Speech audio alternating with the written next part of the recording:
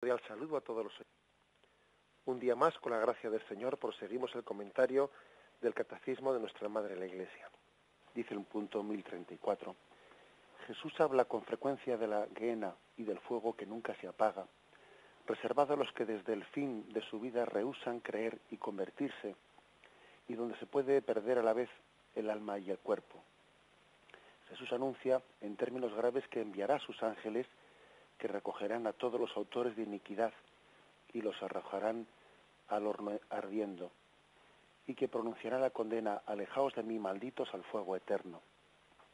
Leo también el punto siguiente, el 1035. La enseñanza de la Iglesia afirma la existencia del infierno y su eternidad. Las almas de los que mueren en estado de pecado mortal descienden a los infiernos inmediatamente después de la muerte, y allí sufren las penas del infierno, el fuego eterno.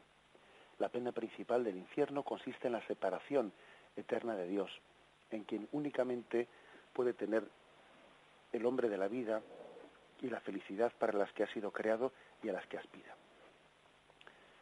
Bien, estos dos puntos, el 1034 y el 1035, hablan de lo que son las penas del infierno.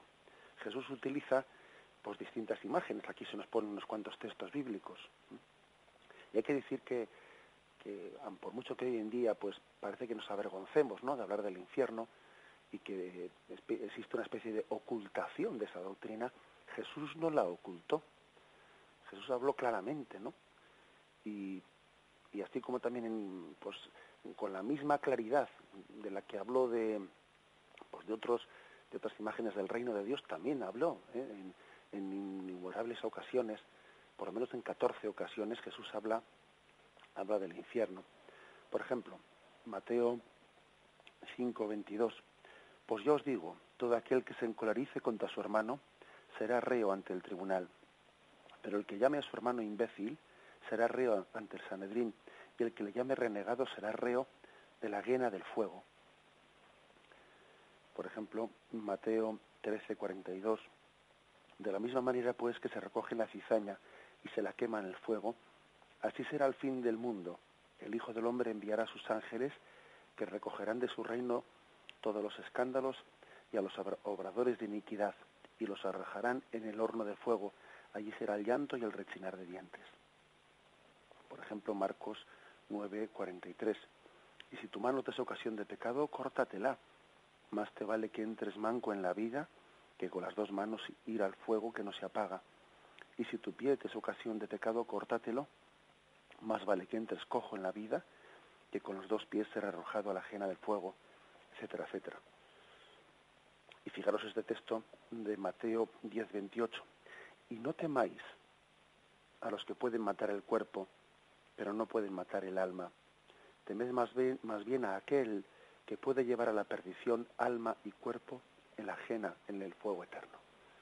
Es un texto bien claro, ese texto en el que incluso Jesús, hablando del infierno, hace una referencia al infierno para decir que no tengamos miedo, ¿no?, ante el peligro de martirio. No tengáis miedo de los que pueden únicamente matar, o sea, el cuerpo, pero no pueden matar el alma.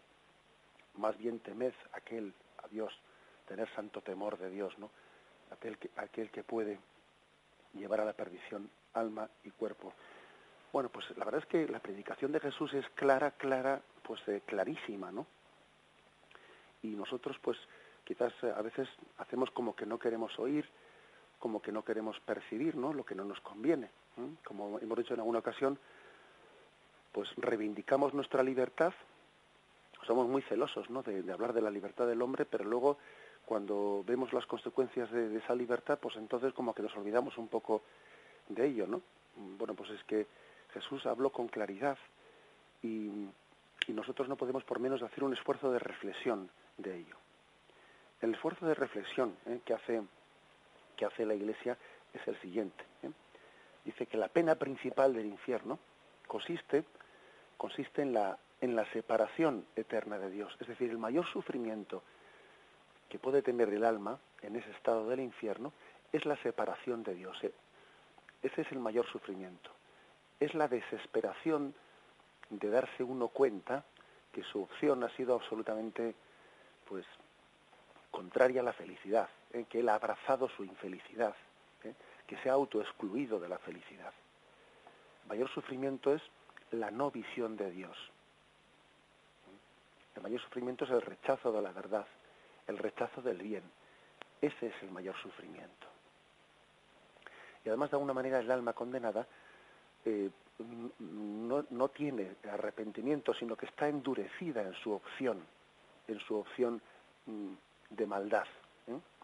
Porque el momento de la muerte, el alma de alguna manera se reafirma en esa opción, bien sea pues de amor a Dios o de rechazo de Dios. Entonces, pues, la mayor pena, la teología tradicionalmente distinguió entre pena de daño y pena de sentido. La pena de daño, que es la pena principal, la esencial, consiste en el sufrimiento por el rechazo de Dios, en de alguna manera emperrarse, ¿no?, en rechazar tu bien. Y luego existe la pena de sentido.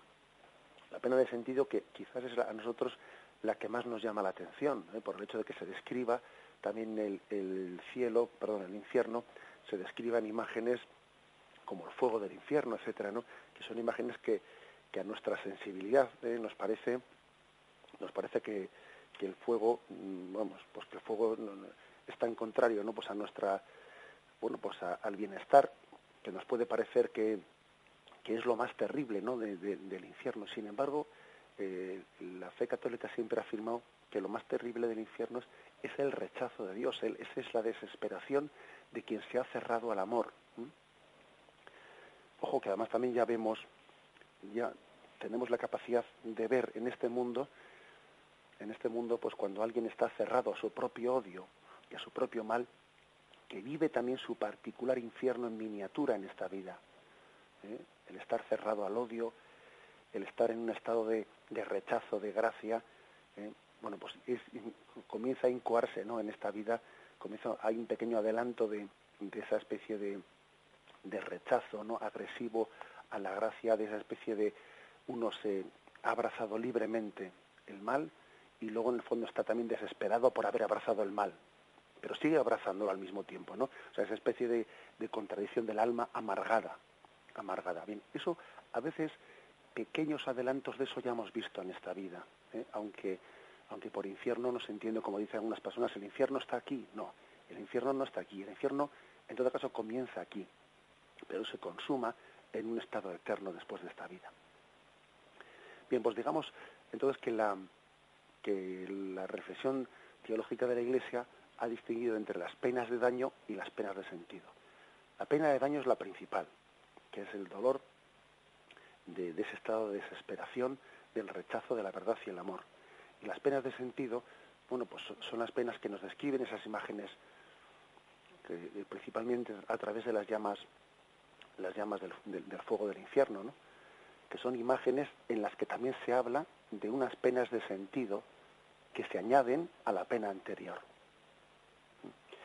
Muchos santos han hablado de estas penas de sentido.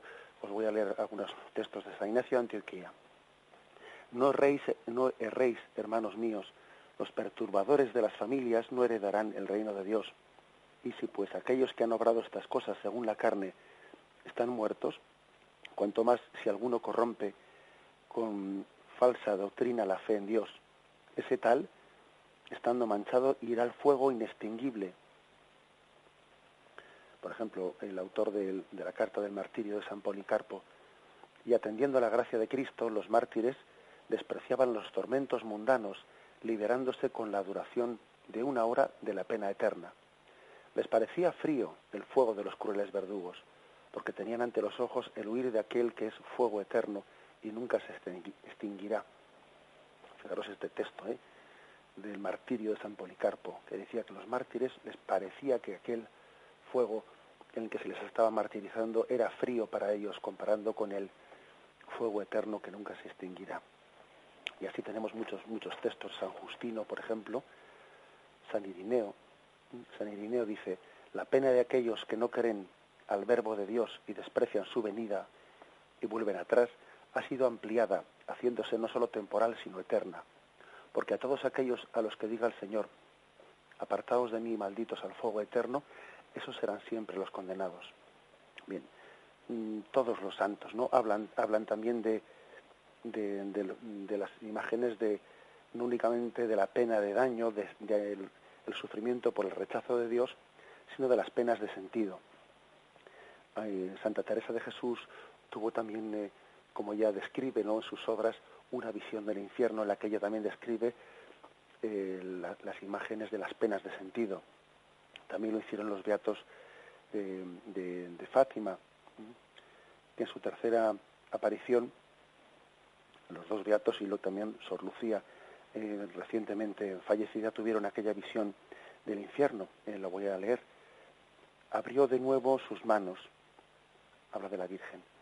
El haz de luz que de ella salía parecía penetrar la tierra, y vimos como un mar de fuego, y mezclados en el fuego los demonios y las almas como si fuesen brasas transparentes, negras o bronceadas, con forma humana, que se movían en el fuego llevadas por las llamas que de ellas mismas salían, juntamente con nubes de humo cayendo hacia todos los lados, así como caen las chispas en los incendios, sin peso ni equilibrio, entre gemidos de dolor y desesperación, que horrorizaban y hacían estremecer de pavor. Aterrados levantamos la mirada hacia Nuestra Señora, quien nos dijo con bondad y tristeza: ¿habéis visto el infierno a donde van a parar las almas de los pobres pecadores? Cuando recéis el rosario, decid después de cada misterio: oh Jesús, perdona nuestros pecados, líbranos del fuego del infierno, lleva al cielo a todas las almas, especialmente a las más necesitadas de tu misericordia. Bien, y etcétera, etcétera. Podríamos poner muchos más ejemplos en los que nos hablan, se distingue entre las penas de daño y las penas de sentido. Hay que entender también, pues, que cuando se habla de las penas de sentido en la otra vida, bueno, pues hay un misterio que se nos escapa, ¿no? Porque es verdad que no estamos hablando de un cuerpo material, el que hay después de esta vida, y máxime todavía un alma, porque estamos también hablando de la imagen de las almas que en el infierno, a las cuales todavía no está unida su cuerpo resucitado. Bien, con lo cual estamos hablando de que esas penas de sentido, pues ese fuego no podemos entenderlo como un fuego material, como si fuese la combustión, la combustión de una gasolina, o la combustión de un carbón, o la combustión de... Bien, evidentemente son imágenes, pero ojo, son imágenes que expresan realidades, y lo que no podemos es ridiculizar las imágenes, porque son las mismas imágenes que Jesús utilizó para expresar una realidad. Con lo cual a veces nos hacemos los listos, ¿no? No nos hagamos los listos, porque Jesús mismo, que sabría bastante más teología que nosotros, digo yo, ¿no?, y permitidme la broma, Jesús mismo utilizó de esas imágenes para expresar una realidad. ¿Y son imágenes? Sí, pero son imágenes utilizadas por Jesús para expresar una realidad. Luego tenemos que tener mucho respeto hacia ellas, máxime cuando vemos que la tradición de la Iglesia, que los mismos santos, etcétera, pues han tenido pues toda una percepción por parte del Señor que confluye, ¿no?, pues con las mismas imágenes bíblicas. Me despido con la bendición de Dios Todopoderoso. Padre, Hijo y Espíritu Santo descienda sobre vosotros. Alabado sea Jesucristo.